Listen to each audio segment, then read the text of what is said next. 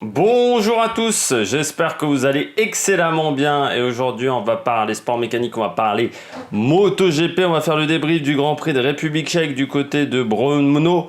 Je vous rappelle d'ores et déjà qu'on ne fera pas le débrief du Grand Prix d'Autriche, on se retrouvera pour le Grand Prix de Styrie du 21 au 23 août. Mais on ne fera pas le débrief du Grand Prix d'Autriche parce que je ne peux pas le voir, donc je ne suis pas disponible pour regarder cette course, que ce soit en MotoGP, Moto2, Moto3. Ça sera pareil pour le Grand Prix de Catalogne, le Grand Prix d'Espagne, également en F1, F2, F3, que je ne peux pas suivre pour les mêmes raisons. Du côté de ce Grand Prix qui a été animé, il y a eu une belle bagarre sur ce Grand Prix de République tchèque, il s'est passé pas mal de choses, des surprises, des révélations, des retours, et puis des déceptions aussi, mais une course vraiment très intéressante qui nous a appris, un week-end qui nous a appris pas mal de choses sur ce qu'on pourrait être les 3, 4, 5 prochains Grands Prix sur cette saison 2020. On va essayer que cette vidéo soit pas trop longue, qu'elle dure un petit quart d'heure pour les raisons où, encore une fois, j'aurai pas d'internet à partir enfin très rapidement dans cette fin de semaine. Là, je fais ce débrief lundi, mais je pourrai pas uploader les vidéos comme je le souhaite d'habitude, donc c'est pour ça qu'il n'y aura pas d'habillage. Voilà. Ce mois d'août est un petit peu compliqué. On commence avec le bilan des Bleus et on commence avec Johann Zarco. Johann Zarco, 3e podium pour le Français, pole position également. Alors c'est un circuit qu'il apprécie. L'année dernière avec la KTM, il avait déjà fait une très très belle qualification. En course, ça avait été un peu plus compliqué. Qualification qui s'était déroulée l'année dernière sur une piste humide, puis qui avait séché sur la fin des qualifications. Johan, il est de retour. Il est de retour. On l'avait déjà vu à Jerez un petit peu, surtout sur la deuxième course. Sur la première course, c'était un peu plus difficile, légèrement plus difficile. Là, il est sur des circuits que la KTM 2019 affectionnait déjà l'année dernière. On se souvient des performances de Dovizioso. C'est un circuit intéressant. Il s'est adapté très vite à cette moto. Il faut le dire également. Il a eu aussi l'avantage d'avoir le coronavirus qui lui a permis de réfléchir à comment mieux s'adapter à cette machine. Mais du côté de Johann Zarco, vraiment une course fantastique. Il finit à 6 secondes, mais je rappelle avec 2 pénalités. Pas de pénalité avec une pénalité, mais qui a été une pénalité qui, je trouve, assez inadmissible ce long lap parce que je vois pas comment Zarco peut éviter Pol Espargaro. Pol Espargaro peut éviter Zarco. Pour moi, c'est un fait de course, hein. D'un côté comme de l'autre, même si Pol Espargaro tombe, mais n'était pas tombé, imaginons que c'était Johann Zarco qui était tombé. Pour moi, c'était un fait de course. Il n'y a pas besoin de foutre des pénalités à tout va. Là, on serait cru en Formule 1, c'est-à-dire avec des pénalités qui sont complètement cons. Là, c'est une pénalité complètement con. Je vois pas pourquoi on lui a passé un long lap. Il n'y avait aucun intérêt. Il ne peut pas changer de trajectoire. Il ne change pas de trajectoire. C'est à Pol Espargaro de faire gaffe. Je crois que tout le monde l'a compris. Ducati était très mécontent. Moi, j'ai vu les images de Canal+. Alors Canal+ n'a pas trop réagi là-dessus, mais on voyait Dalla Linea et je ne sais plus quel responsable de Ducati engueuler des responsables de la Dorma à un moment. C'est du n'importe quoi. Il y a un moment, faut arrêter. La moto, ça fait depuis quelques temps. Déjà l'année dernière, on a des pénalités comme ça absolument débiles, un règlement qui commence à devenir de plus en plus con. Alors avant, il n'y avait que la F1 pour pondre des règlements complètement débiles. Maintenant, vous avez également la Moto Grand Prix. Là, il n'y a absolument pas pénalité. C'est du n'importe quoi. Bon, Johann Zarco, ce qui est intéressant, c'est de voir également qu'il a construit son week-end. C'est-à-dire que son week-end plutôt, dès les EL1. Dès les EL1, il est à 1/10 du temps de Nakagami. Et puis ensuite, c'est pareil en EL2, où il est à moins d'1/10 également de Quartararo. EL3, il a fait un bon samedi. Ce qui est très rare chez Johann Zarco depuis le début de saison, c'est ce que je lui avais reproché à Jerez sur les 2 courses. Il avait eu des samedis compliqués. Là, il a fait un très bon samedi. 2e en EL3. Il fait également un peu plus loin en EL4. Mais les stratégies étaient un peu différentes en L4 selon certains pilotes. Après en pole, il fait quand même 55,6 qui est un très bon temps, pas très loin du temps de Marquez, qui est déjà assez ancien le temps de Marquez, parce qu'il faut savoir que la piste de Brno n'a pas été resurfacée depuis 12 ans, donc forcément elle est moins performante d'année en année, il y a de plus en plus de bosses, il faudrait la refaire même cette piste. Mais bon, le circuit de Brno, l'équilibre financier et économique du circuit de Brno est assez compliqué. Mais Johan Zarco, il a très bien construit son week-end. Au warm-up, il est plus loin. Mais encore une fois, elle l'avait dit, lui, il partait avec des pneus rodés. Des pneus usés, ce que ne faisaient pas d'autres pilotes qui ont claqué des chronos. Et puis après, Paul Espargaro, malgré le contact avec Paul Espargaro, malgré le long lap, il a réussi à très très bien s'en sortir. Et ça, c'est totalement satisfaisant. Et donc, il continue comme ça. Là, on arrive sur des circuits qui vont convenir à Ducati, que ce soit le Grand Prix d'Autriche, le Red Bull Ring ou le circuit de Misano. Ce sont des circuits qui conviennent très très bien à la Ducati. Il y aura également le Grand Prix de France. Donc, c'est vraiment des circuits où là, il devrait être très performant dans les 4-5 Grands Prix à venir. Notre ami Johan Zarco. On passe à Fabio Quartararo. Fabio Quartararo, bon Grand Prix également quand même. Même si c'est une 7e place, deuxième sur la grille de départ. C'est la première fois qu'il y avait 2 Français aux 2 premières places sur la grille de départ. Ne pas oublier, parce que j'ai vu que certains négligent quand même Jean-Michel Bayle au niveau des pôles positions. Canal+, par exemple, ne se souvient pas qu'il y a eu Jean-Michel Bayle en MotoGP et qu'il a fait une énorme carrière en motocross et en supercross, Jean-Michel Bayle, mais il a également eu une carrière en 500. Pour ceux qui se souviennent un peu moins, et puis en endurance, c'est que Jean-Michel Bayle avait fait des pôles positions, alors n'avait jamais gagné. C'était vers 96-97, la période où je crois que c'est en 96 où il réalise sa meilleure saison, je crois, en MotoGP, mais c'est dans ces années-là, et où Jean-Michel Bayle avait réalisé des pôles positions. Parce que Canal+ l'oublie tout le temps. C'est vrai qu'il parle toujours de Régis Sacconi, Jean-Michel Bayle. Ils ont un peu plus de mal. Mais du côté de Fabio Quartararo, donc deuxième sur la grille de départ, parce qu'il ne faut pas oublier dans les Français qui ont performé, je trouve, en 500, et Jean-Michel Bayle en moto sur circuit. Je rappelle qu'ensuite il a fait de l'endurance pendant quelques années derrière, chez Honda. Mais du côté de Quarta, un week-end aussi plutôt bien construit, mais en course, il y a eu un problème. Je l'ai vu même sur Facebook où il l'a marqué. Il ne savait pas trop pourquoi il avait eu un souci. Je pense que c'est un problème avec le pneu arrière. On a vu en début de course, ça allait plutôt pas trop mal. Mais il avait quand même un rythme inférieur à Zarco, à Binder, à... j'ai oublié le 3e larron, Binder, Zarco et Morbidelli, son équipier. Et puis ensuite, ça a été un peu plus compliqué à partir de 5-6 tours de course, où là, on a senti que le rythme se dégradait, et surtout dans les 5-6 derniers tours, où là, le rythme était vraiment mauvais. Alors, on n'a pas trop vu de caméra embarquée arrière pour voir l'état du pneu arrière, mais il semblerait, je pense, que Fabio Quartararo ait du mal à gérer son pneu arrière. Malgré tout, c'est pas un si mauvais résultat que ça, parce que Vignales fait moins bien que lui. Vous avez Rossi qui est un peu mieux, et puis que Dovizioso est derrière. On peut dire que tous ceux qui vont jouer le championnat complètement sont derrière Fabio Quartararo, à part Valentino Rossi et Alex Rins. Mais Alex Rins, il a quand même perdu pas mal de points déjà du côté de Jerez. Mais Vignales est derrière, Marquez, toujours pas revenu, on ne sait pas quand il va revenir. Paul Espargaro est tombé, Johan Mir n'est pas là non plus. Donc c'est plutôt un pas si mauvais résultat que ça pour Fabio Quartararo, même si on s'attendait à mieux. De toute manière, chez Yamaha, là on arrive sur des grands prix où, comme je l'avais dit après mon débrief de Jerez, on arrive sur des pistes qui vont vraiment pas convenir à cette machine, c'est-à-dire le Red Bull Ring, c'est-à-dire Misano. Ce ne sont pas forcément les circuits les plus intéressants, surtout le Red Bull Ring pour Yamaha. La puissance moteur va jouer en leur défaveur. Mais vraiment une belle... encore une course assez intéressante, et je pense qu'il a beaucoup appris de ce Grand Prix, Fabio Quartararo. On passe au pilote au top, on commence bien entendu avec pour moi, c'est pas une révélation. Pour certains qui ne suivent pas les catégories inférieures, c'est une révélation. Brad Binder. Moi, quand j'ai vu l'année dernière que Brad Binder était directement mis dans l'équipe 1 de chez KTM, je n'étais pas surpris.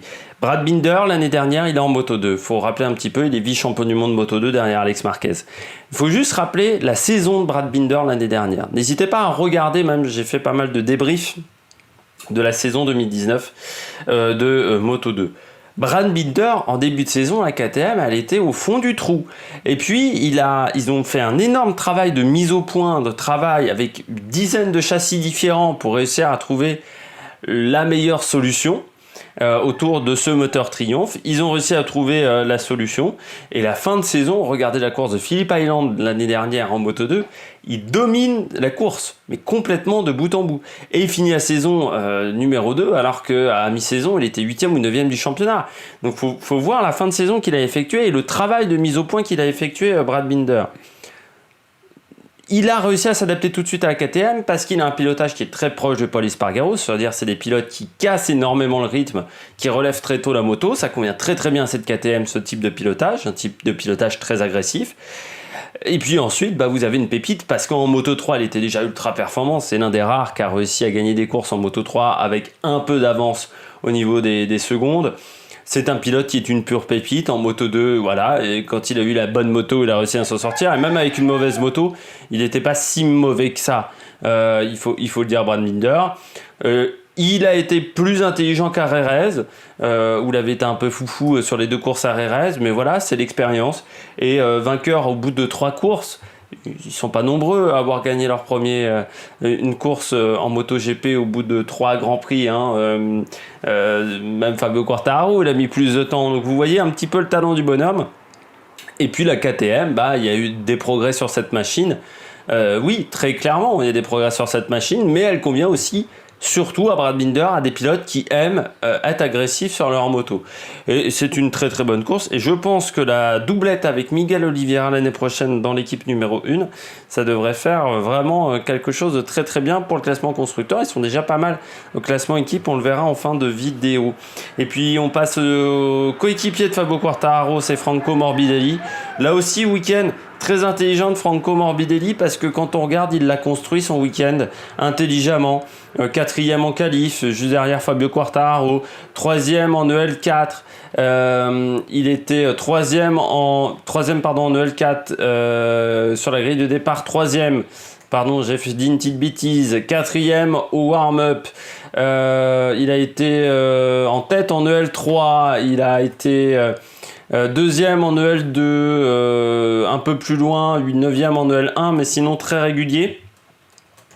Et puis surtout, il a pris un excellent départ, ce qui n'a pas été le cas de Johann Zarco, qui s'est un peu raté au départ, ce qui n'a pas été le cas non plus de Fabio, qui n'a pas pris un départ excellent. Lui, il a pris un excellent départ. Il prend la tête assez vite. Il se retrouve assez vite avec une seconde 2, une seconde 3 d'avance. Puis, il gère un peu cet écart avec Brad Binder. Mais il s'aperçoit que Brad Binder est plus rapide. Il n'a pas tenté de résister face à Brad Binder. Je pense qu'il avait les mêmes problèmes que Fabio Quartararo. Mais comme il a pris de l'avance au départ, il a été moins gêné. C'est vrai que ce sont vraiment ces 2-3 premiers tours de course qui ont vraiment construit la course de Franco Morbidelli. C'est intéressant parce que premier podium pour lui en MotoGP, il l'a attendu un petit peu, Franco Morbidelli. Et puis que depuis le début de saison, il fait des week-ends vraiment constants. C'est-à-dire que l'année dernière, il avait un peu du mal à certains moments à être régulier sur ses week-ends. Là, il a réussi à faire des week-ends plutôt constants, je trouve, depuis le début de saison. Je trouve mieux dans sa tête également, plus calme, moins de pression, je pense, autour de lui. L'année dernière, il avait une pression de dingue parce qu'il devait battre Quartararo et il n'arrivait pas à le battre. Là, cette année, je pense que c'est un pilote qui a moins de pression. Et puis, il fait un très bon travail pour le moment avec cette moto. Alors, certes, on sait qu'il n'ira pas dans l'équipe 1 officielle Yamaha, mais l'année prochaine, il aura comme équipier Rossi. Et son objectif, très clairement, ça sera de battre Rossi. Rossi, c'est le dernier pilote en plus parce que mauvaise qualification. Par contre, très bonne course de la part de Valentino Rossi. C'est un petit peu un circuit. On parlait de Johann Zarco. Pour Rossi, c'est un circuit fétiche. Première victoire en 125. C'est un circuit. Il a toujours énormément performé dans cette catégorie du côté de Brno. C'est l'endroit aussi où il avait signé son contrat avec Yamaha, qui a été un tournant dans sa carrière, il faut le dire. Valentino Rossi, très bonne course. Très bon rythme. Il finit très bien. Il finit très fort parce qu'il avait un meilleur rythme qu'Alex Rins. C'est dommage cette qualification, il s'est raté en qualif, tout simplement Alex Rins. Valentino Rossi. Mais après, voilà, il finit juste derrière Alex Rins. Je pense que c'est encore un Grand Prix qui lui fait du bien parce qu'il finit devant Viñales, devant Quartararo. C'est le deuxième pilote Yamaha et puis tu le sentais heureux à l'arrivée. Et puis je pense que ça lui fait du bien de voir des nouvelles têtes comme Brad Binder, comme Fabio Quartararo, même Morbidelli. Tu le sens qu'il a envie de les challenger et il retrouve peut-être de la motivation qu'il avait un peu perdue sur les années 2016, 2017 où il avait peut-être un peu plus de mal à retrouver de la motivation. Là, on sent qu'il a de la... Enfin, j'ai jamais vu aussi détendu, aussi heureux dans ses approches de Grand Prix. Rossi, ça fait beaucoup de bien de le voir comme ça. On va passer très rapidement au flop. Je commence avec Viñales, mauvais départ, mauvaise course en fait de Viñales parce que très peu de rythme. Il prend simplement la 14e place. Alors il y a des pilotes qui n'ont pas pris un excellent départ, que ce soit Johan Zarco, Aleix Espargaro, mais lui, c'est pas vraiment le lâcher d'embrayage qui est mauvais. C'est le premier virage, il se fait enfermer de partout et puis ensuite on a l'impression qu'il n'arrive pas à gérer cette situation. Et c'est assez récurrent chez Viñales depuis l'année dernière. C'est quand il est enfermé au départ, souvent il perd des positions et ensuite quand il est en peloton, il n'arrive pas à s'en sortir. Viñales c'est un pilote qui est très bon pour être devant et s'en sortir quand il est aux avant-postes. Par contre dès qu'il est aux alentours de la 6e, 7e place, là il a un peu plus de mal quand il est en bagarre en peloton. Et pourtant, pour être champion du monde, il faut savoir également s'en sortir quand on est dans des week-ends un peu moins bons et qu'on est dans cette situation-là. Et puis ça montre également que le moteur Yamaha, il est un peu en dessous quand même des moteurs des adversaires. Paul Espargaro, parce que la faute un peu stupide de Paul Espargaro, qui de toute manière forçait énormément parce que la situation s'est inversée chez KTM. Avant ce Grand Prix-là, le leader c'était Paul Espargaro, Brad Binder c'était le challenger. Et bien désormais, Brad Binder, c'est le leader, c'est lui qui a apporté la première victoire de l'équipe. Et Paul Espargaro, il pourra faire n'importe quoi. C'est plus leader. C'est fini. C'est Brad Binder qui sera le leader. Et je pense qu'il va avoir une fin de saison assez compliquée, Paul Espargaro, et qu'il ne va pas arriver en confiance face à Marc Marquez. Et comme on sait que Marc Marquez broie ses équipiers, ça risque d'être un peu compliqué pour Paul Espargaro. Et puis ensuite, quand il se plaint de la conduite de Zarco, c'est pas comme si Paul Espargaro était quelqu'un d'hyper fair-play, d'hyper sympathique au guidon. Et encore une fois, Zarco ne pouvait pas se mettre autre part. Et à un moment, il suit la ligne. C'est à lui de regarder s'il y a un pilote à l'intérieur. C'est lui qui pouvait changer de position. Et c'était à lui de ne pas l'enfermer. L'erreur, elle est du côté de Paul Espargaro. Après, il n'est pas à blâmer. Pour moi, ça reste quand même un fait de course, mais son attitude après la course de dire qu'à chaque fois qu'il se retrouve face à Zarco, c'est une catastrophe, non. Là, je ne peux pas lui laisser de dire ça, et c'est pas du chauvinisme. Hein. Pour moi, c'est juste que Zarco, il n'y avait pas d'autre possibilité, et pour moi, il n'aurait jamais dû avoir une pénalité. Puis on finit avec Alex Marquez. Pourquoi ? Parce que devancé parfois par Stefan Bradl. Là, ça fait quand même mauvais genre, parce qu'on connaît quand même le niveau de Stefan Bradl ces dernières années. On peut pas dire que ça soit un champion du monde en puissance, Stefan Bradl, que ça soit en Superbike ou en MotoGP. Il est pas mauvais, mais c'est pas non plus un pilote exceptionnel. Surtout qu'il, autant ses débuts de carrière en MotoGP avaient été plutôt bons, mais il s'est pris quelques grosses gamelles et depuis il a perdu énormément la confiance et il a du mal à prendre des risques.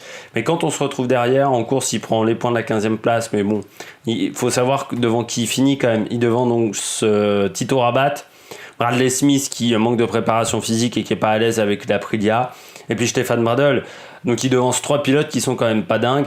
Je critiquais l'année dernière énormément Jorge Lorenzo parce qu'il n'arrivait pas à faire mieux que 13e. Bah oui, quand on est chez Honda Repsol, on s'attend quand même à mieux qu'une 15e place.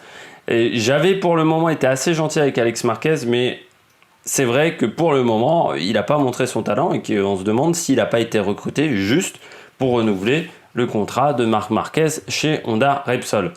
On passe au classement général, le classement pilote. Je vous l'affiche pas à l'écran, mais je vous le dis rapidement. Fabio Quartararo en tête avec 59 points, ce qui veut dire 17 points d'avance sur Maverick Viñales. On retrouve ensuite Franco Morbidelli, Andrea Dovizioso, Brad Binder, Johan Zarco est 6e. Et ça, c'est intéressant. Son objectif, je pense, est de rester dans ce top 10. On retrouve ensuite Rossi, Nakagami, Jack Miller, Alex Rins qui a 19 points simplement. Donc un peu loin. 3 pilotes n'ont toujours pas marqué de points. Marc Marquez, Iker Lecuona et Stefan Bradl. Iker Lecuona, début de saison un peu compliqué pour le pilote espagnol, surtout quand on voit les résultats des autres pilotes KTM. Il a un petit peu du mal. Lui qui, pour moi, j'avais été un petit peu surpris de le voir recruter parce qu'en Moto2, c'était pas non plus un pilote exceptionnel. On passe du côté du classement par équipe. C'est l'équipe toujours de Petronas, l'équipe SIC Racing Team, l'équipe de Fabio Quartararo et Franco Morbidelli qui est toujours en tête du championnat avec 90 points. Ça fait quand même 21 points d'avance sur le team officiel Yamaha. Ça commence à faire un peu mal. On retrouve ensuite KTM, Ducati, LCR, Suzuki, Pramac, Avintia, Tech 3 et 9e, le team Repsol est 11e avec simplement 13 points. Je sais pas pourquoi Avintia il me l'a mis en 2 classements différents. Oui, Avintia en fait est beaucoup plus haut que 8e. Je sais pas, hein. Sur motorsport.com il y a eu un problème sur l'affichage du classement. J'espère que vous avez aimé cette vidéo. Si vous avez aimé cette vidéo, n'hésitez pas à réagir dans les commentaires, n'hésitez pas à vous abonner à la chaîne, et puis n'hésitez pas à mettre un pouce bleu. Et puis nous, on se retrouve pour de nouvelles aventures sur l'Amérique Production. Ciao, ciao!